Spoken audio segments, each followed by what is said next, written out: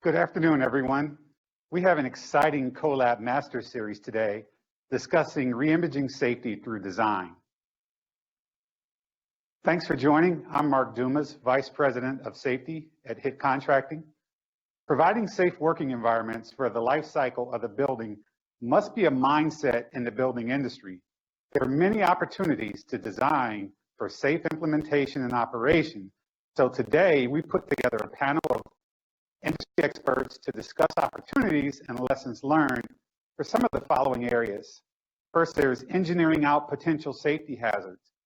We're going to look at ways that non-traditional or prefab workflows can affect safety, and we'll also be discussing some of the top safety strategies for technology-related solutions. We have a couple of housekeeping notes just for today.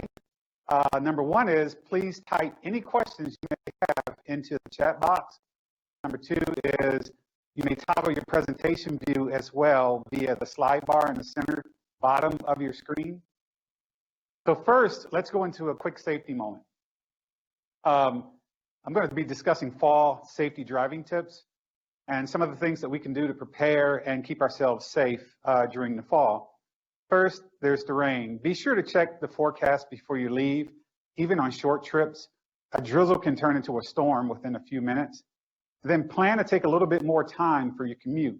Even light rain will raise the oil on the surface of the road, making the surface slippery and dangerous. So going slower will protect you from hydroplaning or skidding.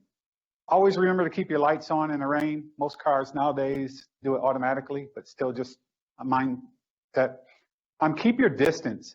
Whenever it's raining or sleeting conditions, allow yourself plenty of room to stop in an emergency and keep a greater distance between you and the car in front of you, especially at higher speeds. Sun glare is another area to be aware of. Be aware of the change of season also brings a change in solar patterns. You may find the sun in your eyes in places where it never used to bother you. When you are hit by sun glare, give yourself a moment to recover before proceeding with your drive. The National Highway Traffic Safety Administration reports that drivers often describe being blinded for a few moments after sun glare, which can lead to accidents or near misses. Here's another one. Deer on the road in autumn is prime time for migration and mating. Be alert for deer and other wildlife darting across the roads, particularly in the morning or at night. Finally, the last step is clean your windshield. Keeping your windshield leaf-free to avoid wet leaves getting stuck under the windshield wipers. Even streaky or partially obscured windshields at best can become a distraction, and at worst can lead to accidents. And always clean your windshield before getting into your car. Never attempt to clean your windshield when you're driving. All right, next I'll go into some introductions. With us today is Evan Antonides. He's our Senior VP of our Technology Business Unit. We also have John Kane, who's the Senior VP for HIT Santa Clara office. We have joining us as well, Alejandra Rodriguez. She's a VP at Corgan. We have Mark Bloom, Construction Manager at Anning Johnson. And then lastly, but not least, Dan Kopecki, Operations Manager at Southland Industries. Welcome, everyone.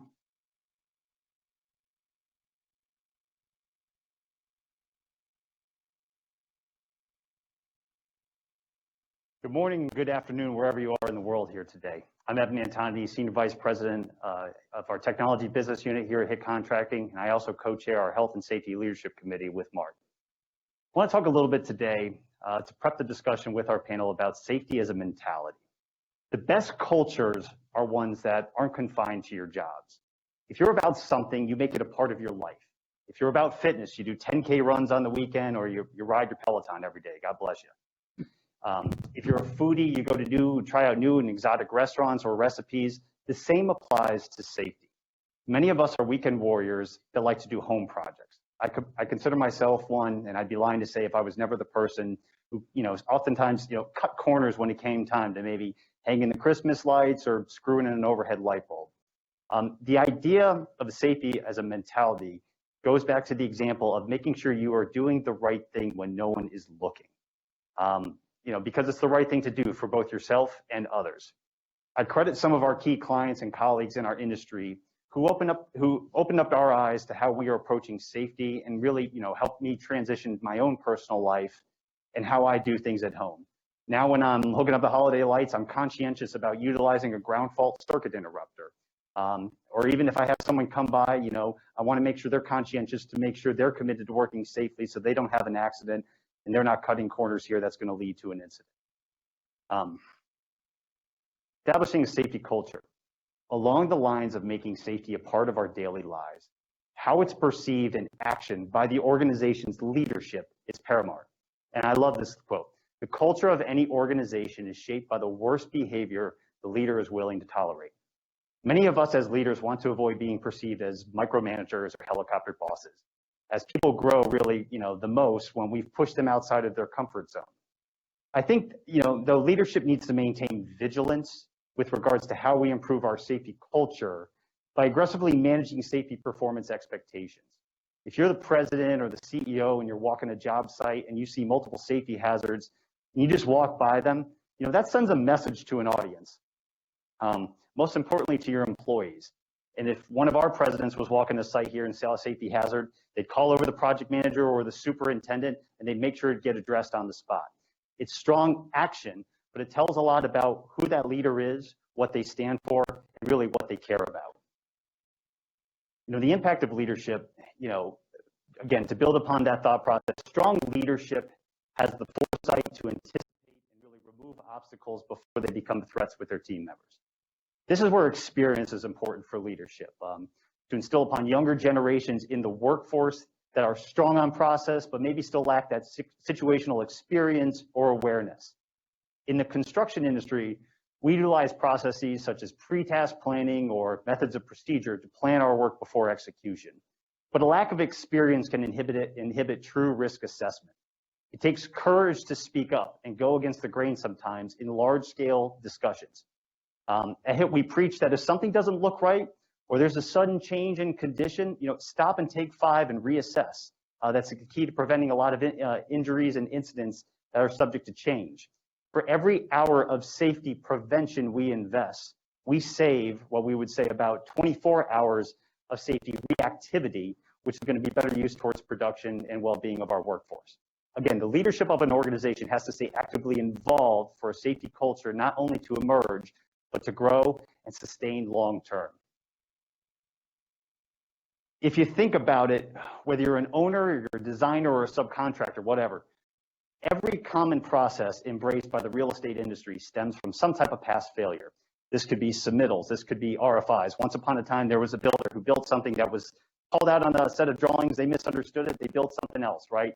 That's why we do submittals today. The same goes for safety.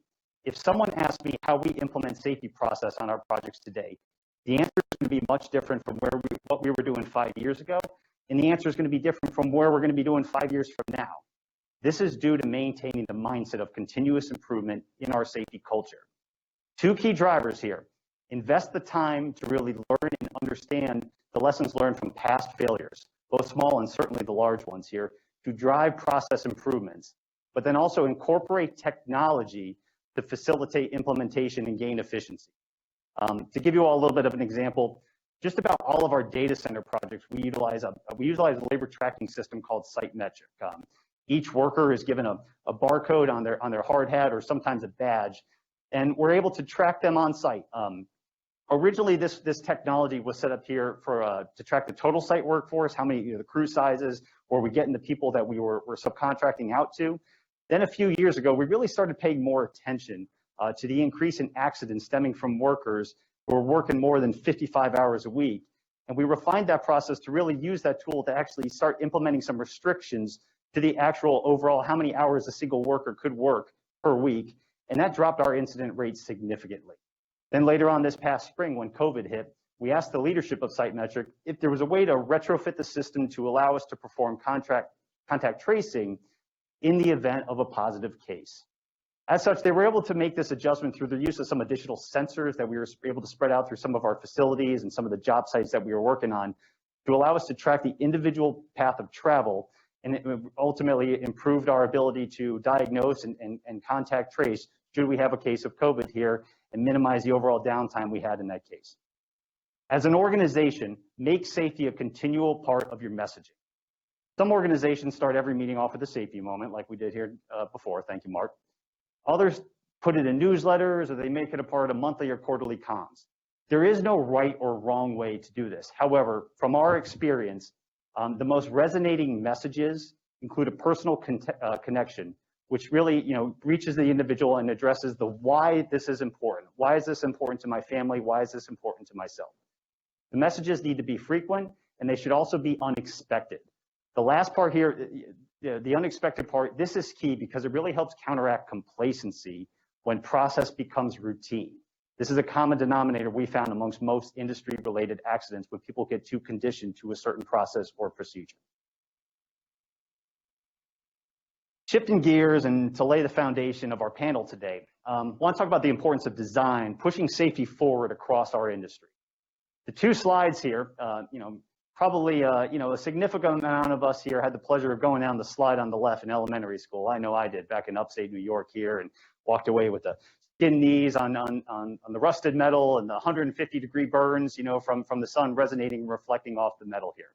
You don't see too many of these slides these days at your standard tot lots because designs have progressed forward to enhance the user experience with the focus on safety and wellness. The same principle applies to an array of design and construction. Today, with the worlds of owners and the architects paying attention to the total building life cycle from construction to occupancy, and then even through the maintenance side here, which is another part. We don't want to forget our facility managers who take care of us and keep us going. Not just focusing on the finished product, but how it's going to be built and maintained safely is a key element of pushing the design forward. Interesting enough, as we talk about controls, as we talk about prevention, when people think about safety in our industries or ask how do you go about implementing safety, many are quick to point out what their PPE standards are. Hey, we're hard hat, we're glasses, we're boots. And what are some of the administrative controls they're putting in place? But, ironically, those steps are the least effective towards avoiding hazardous conditions that lead up to an incident. It's not to say they're not important, just as wearing our masks here today is important in terms of the spreading COVID prevention, but really the most important level of controls, often take place before a project even mobilizes. When a project team invests the time in towards hazard elimination or substitutions to cut down on the potential risks to workforce and team members here. This is the example of having a piece of equipment on the roof that's located, 10 feet away from a leading edge. It creates a fall hazard.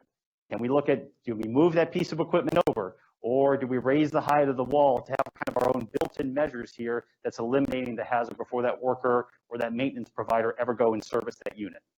Some of the middle ground here kind of outlined here and denoted here in pre-construction is engineering controls, which we'll talk about today. Engineering controls, in our industry is a combination of design and construction teams working together to identify known risks that really couldn't be eliminated in the first two steps of elimination or substitution, but evaluated for ways to implement physical measures to prevent accidents. Companies with strong safety cultures invest the bulk of their time in the top three categories here, which is often well before the first yard of concrete is ever poured on any project. Speaking along the lines of engineering out the hazard, here's a quick example of that. When we talk about rebar, basic condition here on the left that we've probably most of us who have been in the industry or been on the job site in the foundation stage of construction have seen before. The rebar sticks up.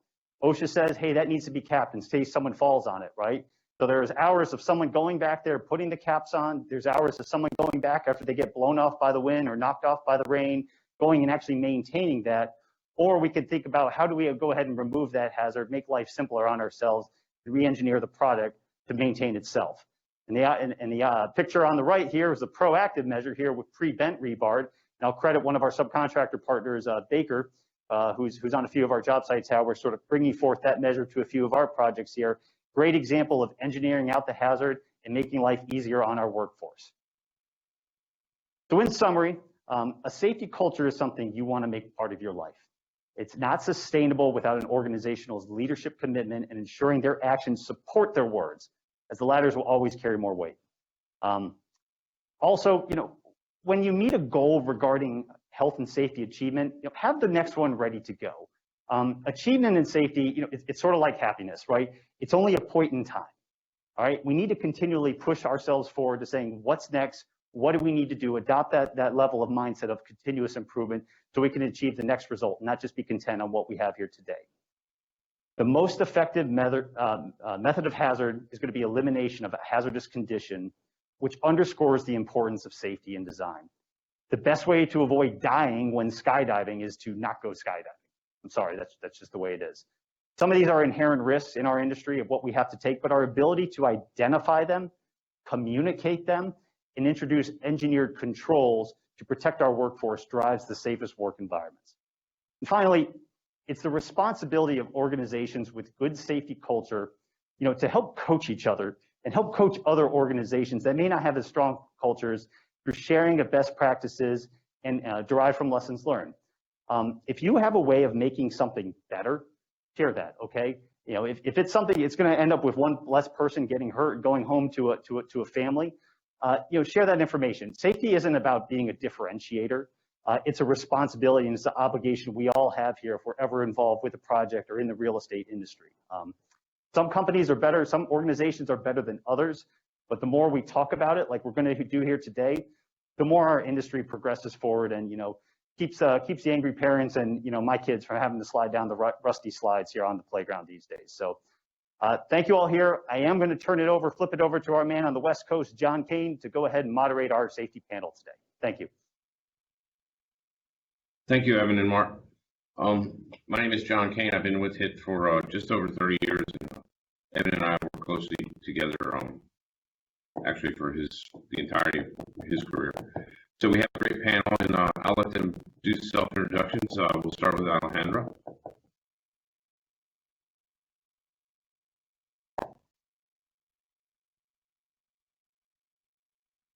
I don't know, we might have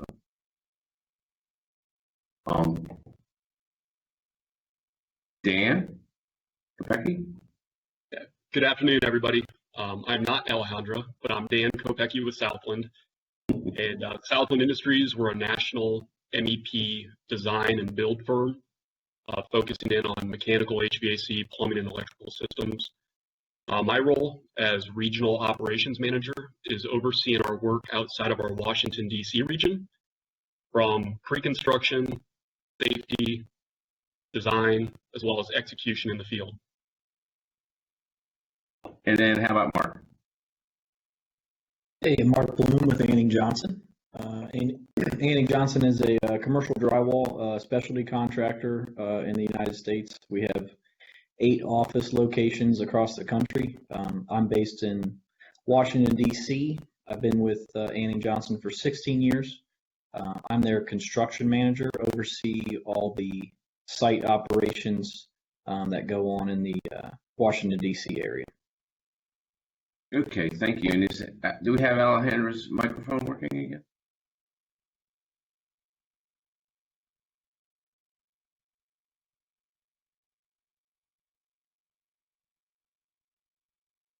We'll forge on. So when considering how to engineer out hazards, we have to consider the process and constructability concepts. So let's start with Dan. Your firm was an early adopter of prefabrication methods in the industry, seeing a reduction in safety incidents as a result of prefab implementation, and how has technology or coordination helped to play a role? Yeah, thanks, John. I think when we think about prefab, what we're really looking for is how can we take the hours, the field hours from the job site and put it into a controlled work environment. The projects we've had in the past and that we have coming up in the future, it starts with that. It really does from day one. We sit down as a team, we collectively get together, all different parts of our organization, from our design team, our safety team, our field management, and the first conversations we have are, how many hours can we put through our fab shop and what can we fabricate on a project?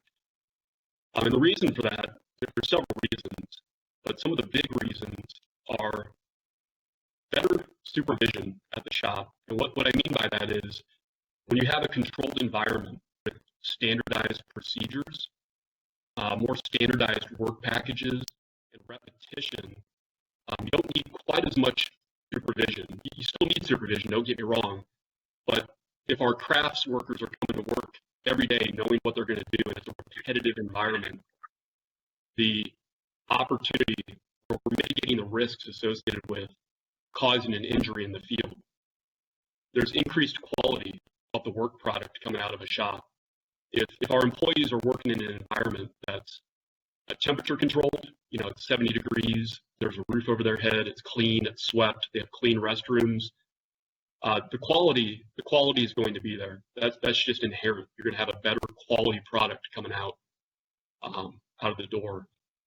Prefabrication really does force more upfront planning, more thinking, and more thought from a lot of different folks within our organization.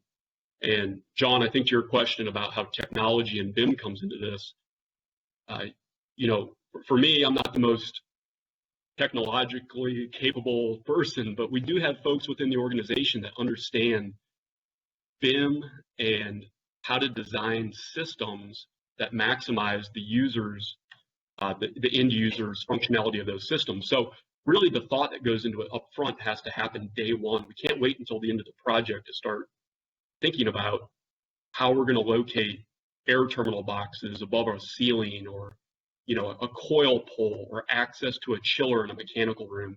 That really has to happen up front. And like I said earlier, that requires a lot more input from our team. And then I think, some of the variables that are in the field that sometimes lead to injuries and leads to accidents, by pulling those variables out of the field and putting them in a shop, it reduces our risk for injuries. And what I mean by that is trade stacking, the potential for overtime in the field, rework. So if we have a higher quality product that can come out of a shop, it's going to eliminate the rework in the field that our craftspeople are dealing with on the job site. It also reduces really the amount of trash, right, and waste that we produce on a job site. If we can control that at our shop, put it into dumpsters, and keep that off of the job site, it's going to make a better, cleaner work environment for our people. So some of the photos that are up on the screen here, you can see, are just some examples of prefabrication and modularization that we've done over the years. Large duct headers being shipped to the job.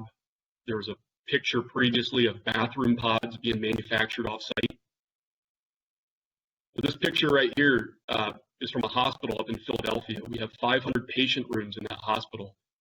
Each patient room has its own dedicated bathroom. So if we can build these off-site, and it doesn't just impact us as the mechanical provider, but you can see the drywall company is involved, the electrician is involved, the flooring company, the painter. We have a better end product coming out of that shop. And it's kind of funny, I was talking to our lead project manager this morning on this project, and he said, we currently have 10 plumbers on a 1.5 million square foot hospital finishing these bathroom pods. Now, if we had built this traditionally in the field, our number would be about 5 times that. So, I think what we're seeing is good input from a lot of different trades and a lot of different folks within our organization to come up with these types of ideas, and then to implement them at the shop in the field. That's great, Dan. I think it's tremendous that we're seeing some of that collaboration before it gets onto the job site. Alejandra, are you with us now? Yes. Okay, why don't you do a quick introduction, and then I've got a question for you as well. Sure. I'm Alejandra Rodriguez. I've been with Corrigan for 14 years as part of the data center studio, and currently I'm serving as a project manager for several large data center projects nationwide.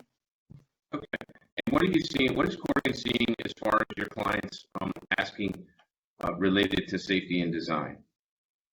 I think like Evan said, it's really the, thanks for having me in this panel.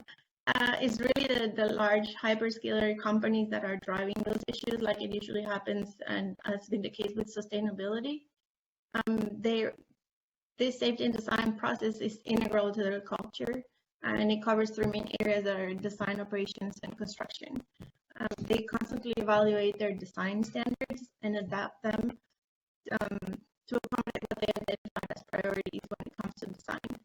So as these companies lease space from our colo and wholesale customers, we start to not only see this language of safety in design on RFPs, but the operations leaders of these companies start finding the value in having that early conversation and going through that exercise to reconcile and better understand really the facility that they're going to receive and operate after construction.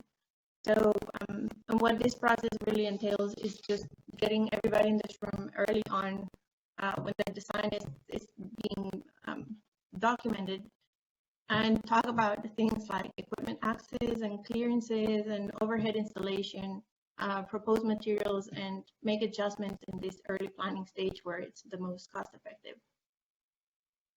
Great, thank you. So when I was coming up at HIT, we were a lot smaller firm, and our leadership ingrained in all of us how important a clean job site was. And this was before we knew any of the OSHA terms like incident rate or EMR or any of those things. But we were told a clean site is a safe site. That was kind of drilled into us from a very young age. And Mark, I was just wondering what your firm's experiences with different levels of job site cleanliness and the effect on safety. Yeah, so when we first started working, when I took over as construction manager, that was kind of one of the driving factors that we wanted to improve on. It was talked about amongst all of our districts was cleanliness on a job site leads to a lot of things: safety, improvement in schedule, increased production on job sites. We tried to adopt the mentality of nothing hits the floor, where it just becomes part of, like, you're getting in a car and you just put the seatbelt on, right? And back in the day, seatbelts weren't mandatory. Nowadays, you just get in there and you throw it on and you don't even think twice about it. And so it's always been nice to work with general contractors that push cleanliness on a job site, because it has so many more benefits than just being a clean job site. If you're able to have no trash on the floor, you're eliminating your slips and trips hazards, which I don't know how many cases we've had over the years where somebody was just walking the job site and they twisted an ankle, and it seems minor, but it puts that person out of work for a week, and it hits your record. And so adopting that as a culture, and the general contractors pushing that on their end to say, hey guys, we're going to keep it clean, just going to manifest itself into a better job site overall. It really affects a lot of different things that we look at as a company, as far as productions and how quickly we can frame metal studs and how quickly we can, hang drywall or whatever we're doing at the time. Part of the other things that we run into is the cleanliness during the job, right? I mean, when you get on the job at the very beginning, it's nice and wide open, and then we start framing walls, we start closing in areas, and it's kind of hard to maintain. And if it's an open discussion on the job site with all of the trades about, hey, how are we going to keep this clean, whether it's a composite cleaning crew, whether you're cleaning as you're going, you're hauling trash off hours, whatever it is, just coming up with that plan and having it in place and having the enforcement there from the senior level, from the general contractor, and from the foreman and superintendent level on the trades is huge when it comes to the job as a whole.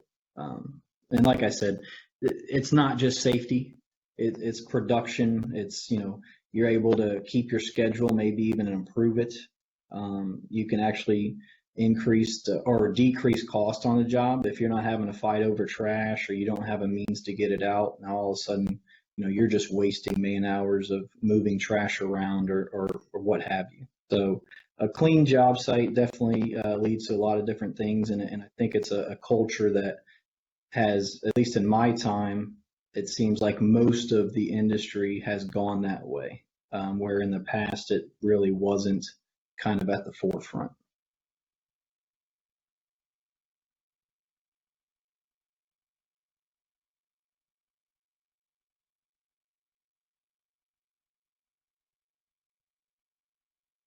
John, I believe you're on mute. I don't think I'm on mute. Hello? You're good now, John. Okay. So there's a question and answer panel. I think it's over on the right-hand side of the screen.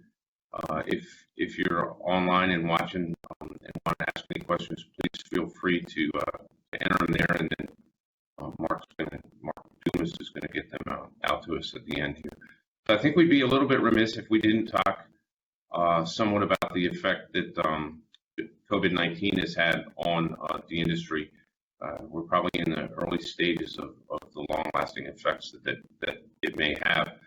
So, Alejandro, I was wondering if any of your clients have kind of changed their direction in how you design your spaces as a reaction to the COVID situation. So I think we're in a unique position as architects where we get an opportunity to really rethink the value we put on places and how we create communities that are healthy and enhance the quality of life. Specific to data centers, we've been kind of busy trying to keep up with the demand triggered by just the growing need of technology as we all move to this remote living setup.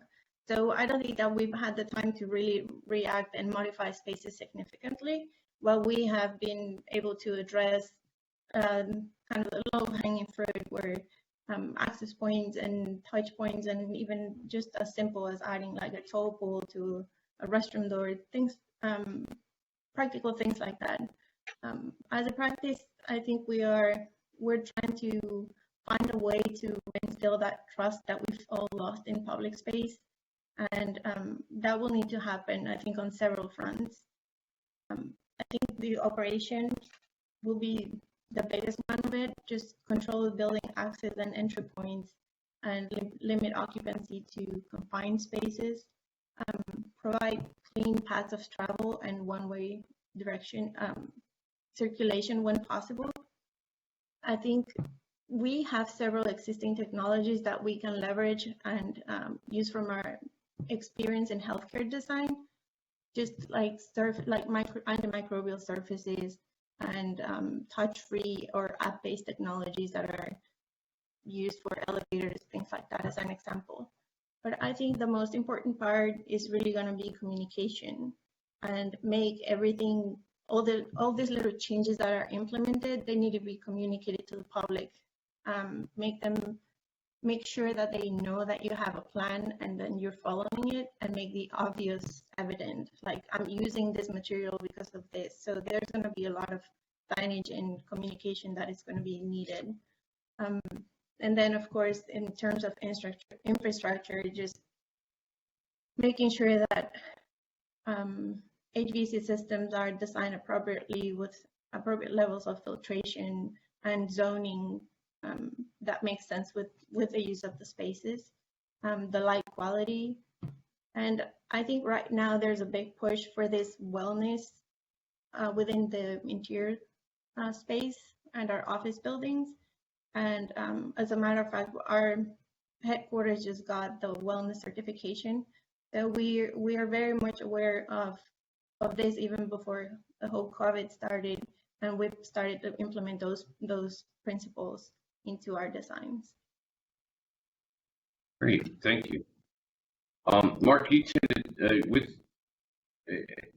your work, you tend to have the largest crews on most of our sites. What has changed how you're mobilizing and getting your workforce into and out of these jobs and ensuring that they're safe? Are you seeing any technology that might be helping with that? Or?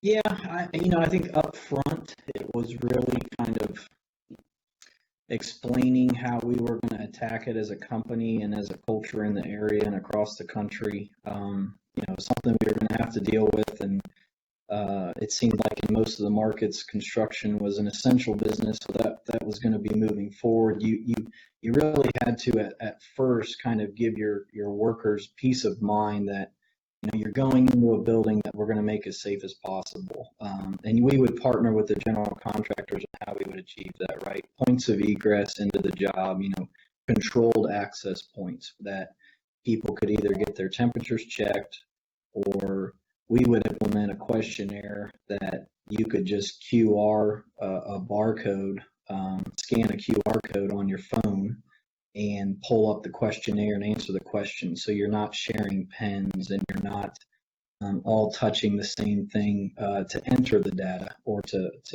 answer the questions. And then while on the job site, you're making sure that your pre-task plans and that you're planning your day out to where you're actually maintaining the social distancing. You're not pairing you're not pairing workers working with each other. And if you have to, you're trying to get those means and measures in so that you're trying to eliminate as much of that exposure as possible.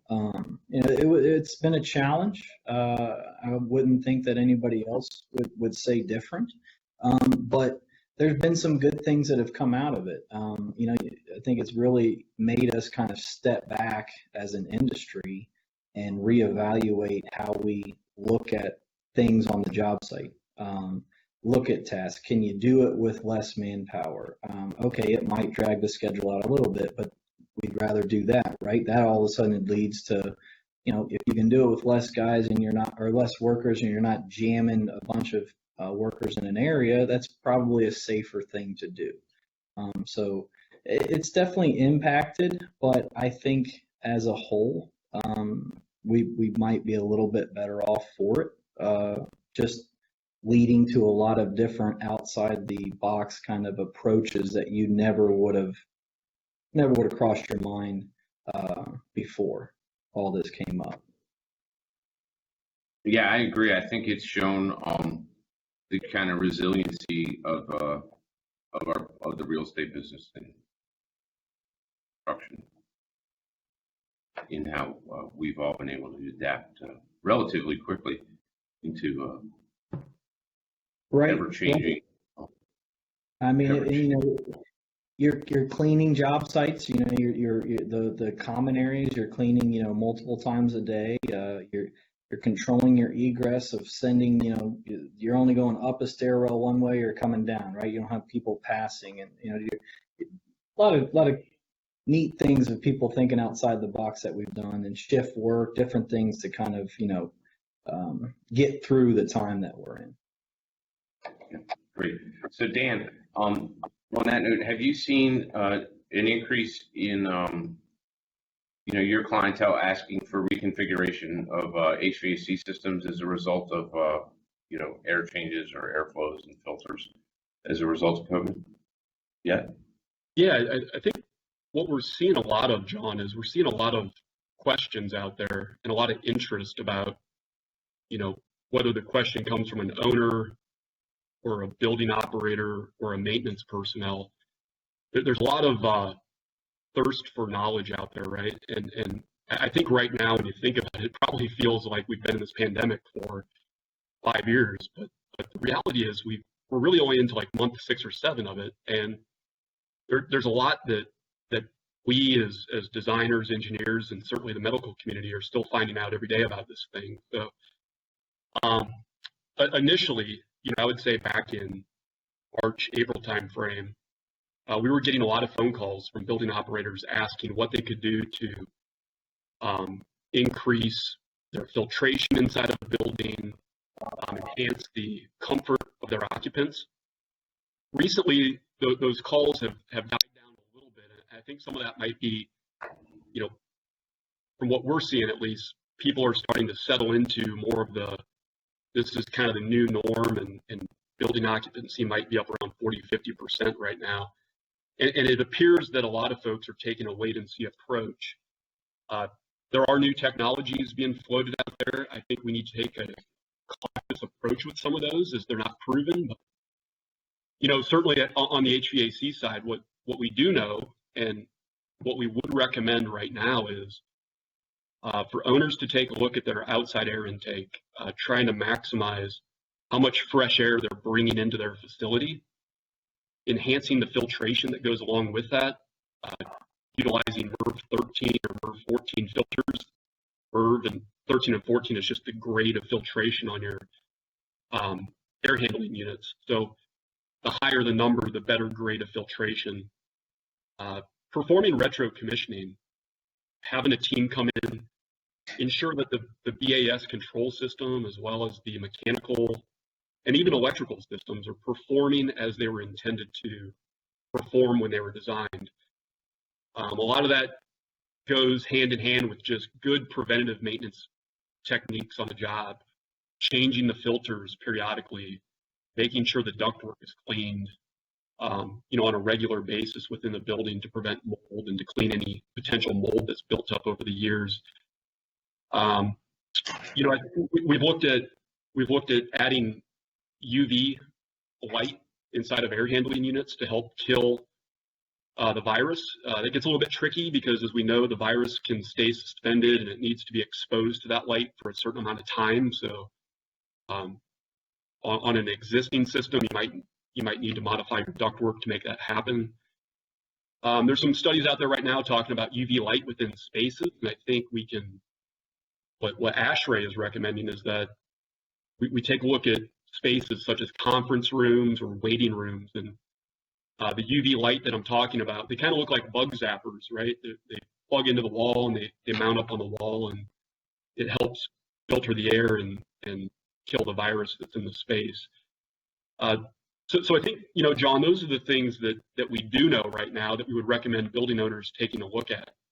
Relatively inexpensive. It doesn't really take a whole lot of time, so it might fit within, CapEx or CapOps budgets that an owner has. And then there's some new technologies being floated around, different gases, injecting hydrogen peroxide into the system, ionization, carbon filtration, some other things being floated out there that I don't think we have enough research or data on yet to conclusively say we should be going down that path. And we certainly don't know the long-term effects of those types of technologies and what they can do to building occupants down the road. So, I think the short answer is there are some things we can be doing now to enhance the environment and the HVAC environment. And then there's some future technologies that'll continue to improve as we know more about COVID and this virus. Great. That's great. So I think it hit, I know from our personal experience, we're seeing, we saw a slight increase in incidents and near misses this spring that we think was probably kind of getting back to what Mark was talking about, had to do with some of the anxiety and angst that's in the workforce as a result of having to live through this pandemic. And we're trying to create work sites that are as safe as possible. We'd like to think that all our team members, including the subcontractors, when they come to work every day, it's the safest place they're going to be that day, and try to alleviate some of that fear and anxiety that's going through the society as a whole, really, at this point. So with that, I want to thank you guys for participating in this. It was an enjoyable conversation, and I'll look to Mark Dumas and see if we have any questions that we can answer in the next few minutes. Thanks, John. We have a couple of questions here at CoLab. And I believe this first question would be for Mark. Do you see any differences between regions or building types with how safety is being applied? And is anyone really leading the way in that regard? We have office locations from California over here to DC, and then Vegas and Chicago and Atlanta. I mean, I really think it comes down to how much on the front end that that they're willing to invest on that pre-planning, and the owner or the end user is willing to put into that. It seems like the work itself, putting in hanging drywall, framing, mechanical, whatever trade it is, it's pretty similar across the country. If there's time on the front end that people are willing to invest, that's the difference. And some markets lend themselves to being that way versus others. I think it's just a size thing. Our San Francisco office, it seems like they're planning jobs 4 or 5 years out.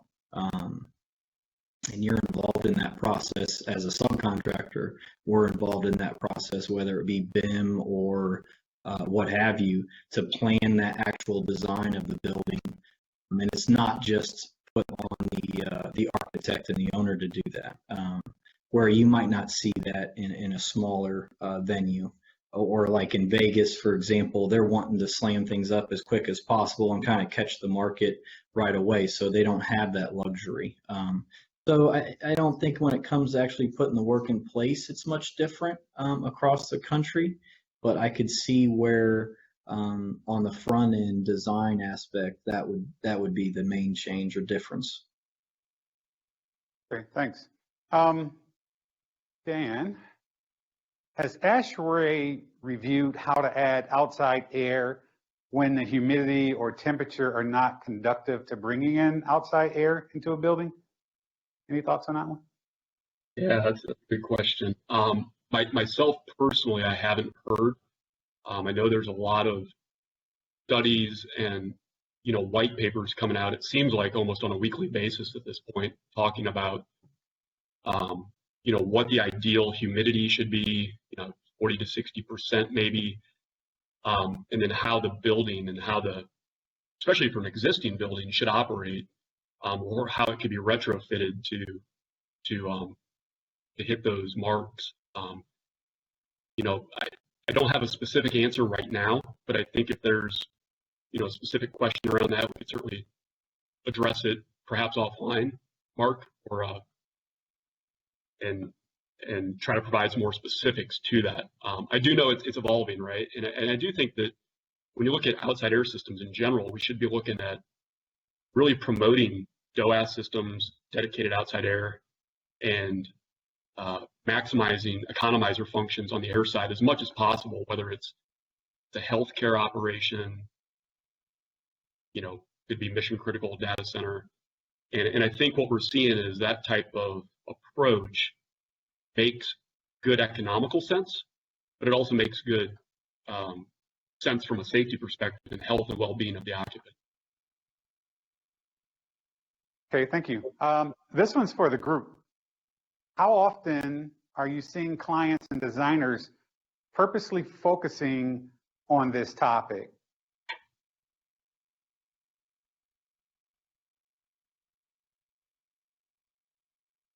Don't everyone speak at once now. I would say that just being in the data center industry, we're lucky that the way these projects go with speed to market and everybody kind of on the same room very early on with pre-construction efforts, that we can have a lot of those conversations that drive the big decisions. So I can say that in this industry, I think it happens more often than not. I don't know in smaller projects where that's not a luxury, when there's a big disconnect kind of from the design, the bid process, and then involving a GC that translate as well as it does in our industry.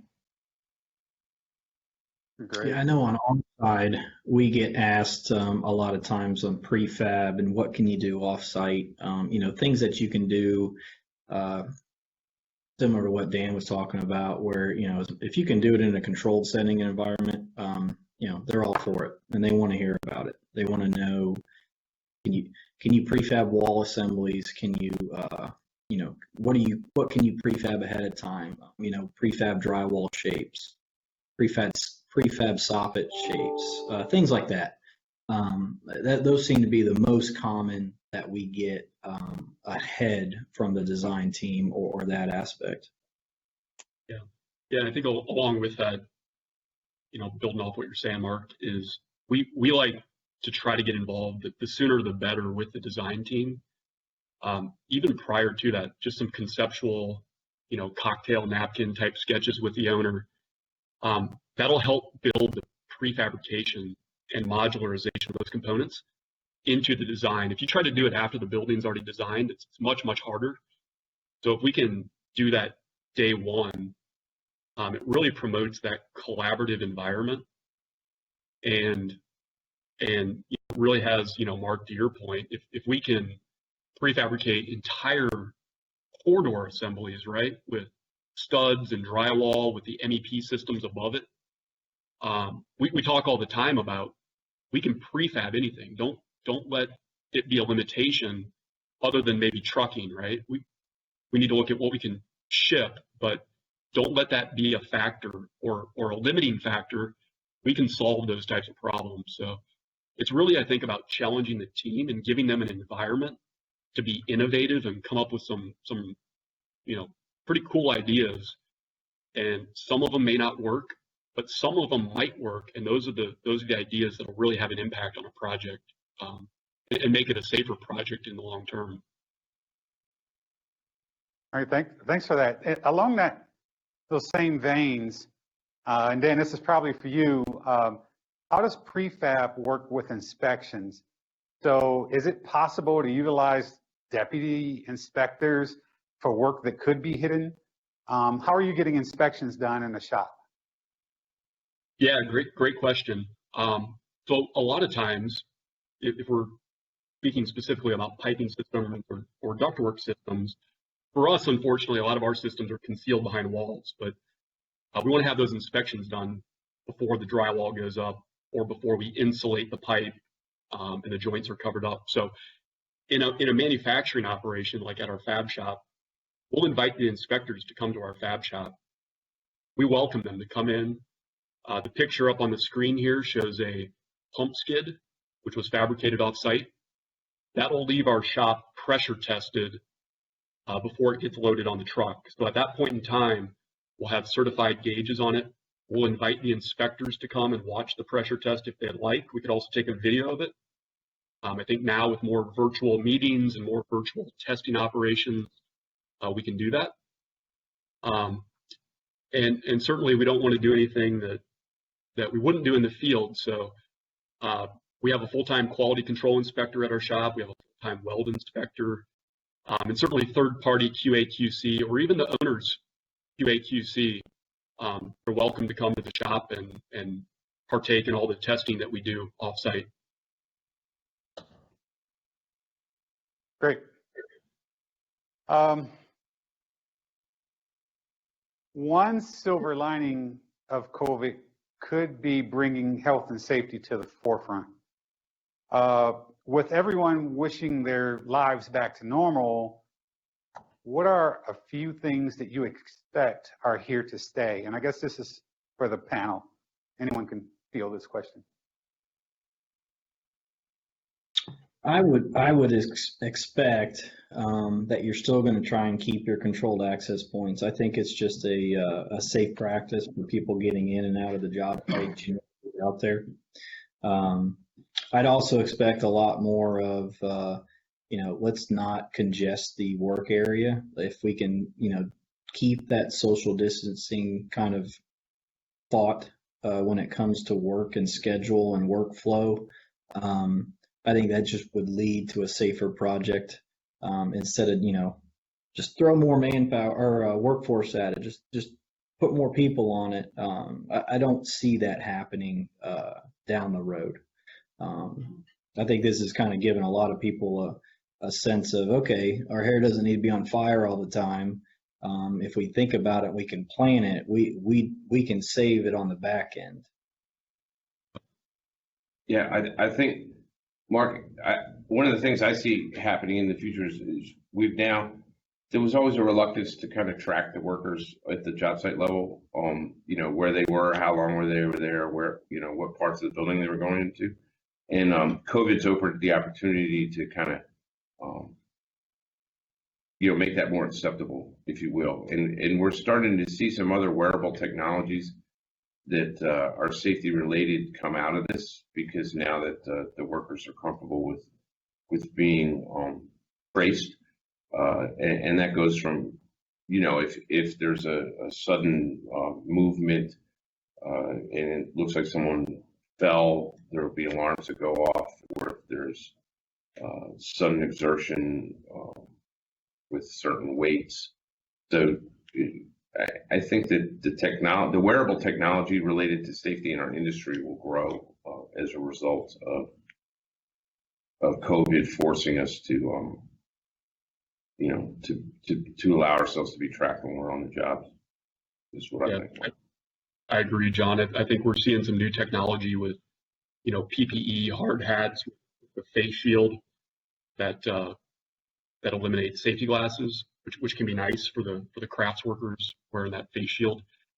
I think the big thing we see is this pandemic has really put a spotlight back on people and respect for people. And we're seeing it on job sites where general contractors are providing clean restrooms and maybe better hand washing stations than we've had in the past, or just bringing awareness around that, cleanliness of the job site, having dedicated workers on the job who are cleaning during the day with the workforce out there, and they wear a special, like a purple shirt, let's say, that identifies them as cleaners. And I think that making that visible and making those types of safety protocols visible to the crafts people and the crafts workers out there is really important. And I would say I don't necessarily see that go away, and in some cases it reminds us that respect for people should never go away, and we should be doing that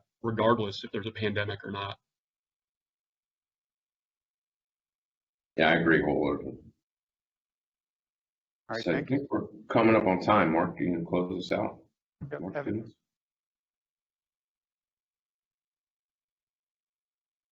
Okay. All right. Well, I want to thank everyone for joining us this afternoon. This has been a very informative session. I've certainly learned a lot. We would also like to thank our panel members from Southland, Corrigan, and Anning-Johnson. We would appreciate any feedback that you have with our planning team after today's session. And then our next Masters Series event, Decarbonization, the difference between embodied and operational carbon. It'll be held on Wednesday, November 18th, right here back at the CoLab, and look for an invite for coming weeks. Thanks again. Have a good day. Thank you.